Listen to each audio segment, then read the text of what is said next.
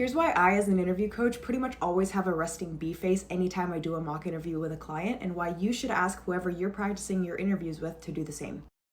Find that it's relatively easy to make a good connection with that recruiter in the initial screener call, the first round of interviews with HR, whatever you want to call it. But then they move on to subsequent rounds of interviews for the hiring manager, with maybe people from the team that they'd be working with maybe senior leadership, and they're struggling to make that same connection.